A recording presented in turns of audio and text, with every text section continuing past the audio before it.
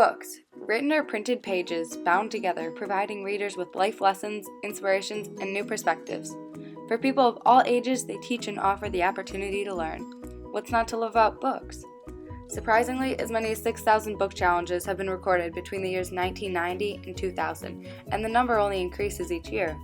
Although those acts are human nature and ultimately inevitable, community members, parents, and librarians attempt to ban books for everyone in hopes of shielding youth from society. Bottom line, administrators should not ban books as they believe they are protecting young adults from the real world. Some may argue that banning books helps prevent kids from seeing racial, political, and inappropriately controversial content.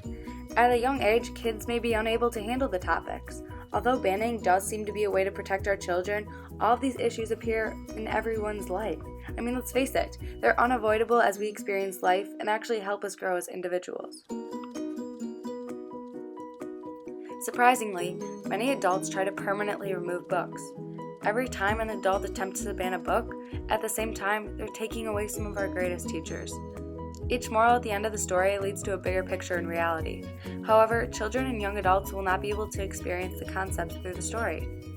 Several years ago, advocates raised their voices in Michigan to wipe away a witness's story of the Holocaust. The Diary of a Young Girl by Anne Frank had been banned for its inappropriate sexual and homosexual themes.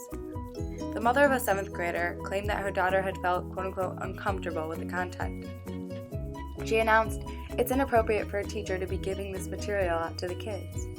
By banning the book, students cannot virtually live through Anne Frank and her relentless spirit during a brutal historical period. Not being able to speak during the day out of fear that the Nazis might discover them, Anne wrote all her thoughts and concerns on paper, where she could speak freely and express herself. Students cannot experience firsthand information about what it was like to live during the Holocaust. Since books can influence and affect readers, parents should be able to use their own discretion as to what their child should and shouldn't be able to read.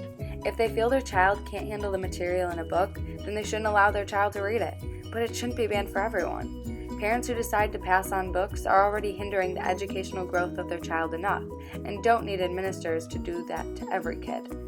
In several instances, parents have complained about books, and the districts have quickly replied, "I didn't want to make a big deal out of this, so we listened to the parent and we pulled it."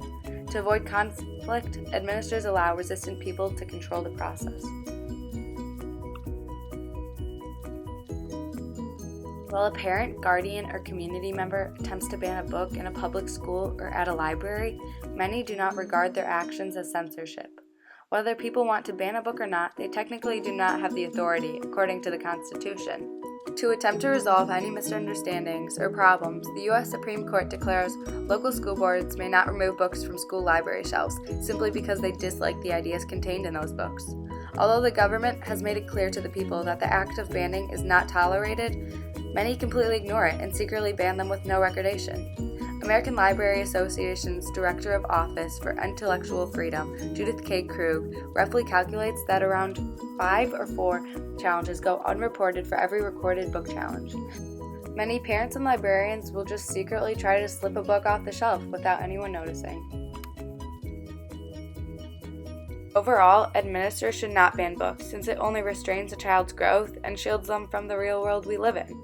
If a parent feels as though they don't want their child reading a specific book, then that's their responsibility to protect their own child, not the administrators. Thank you for watching, and always remember, keep reading.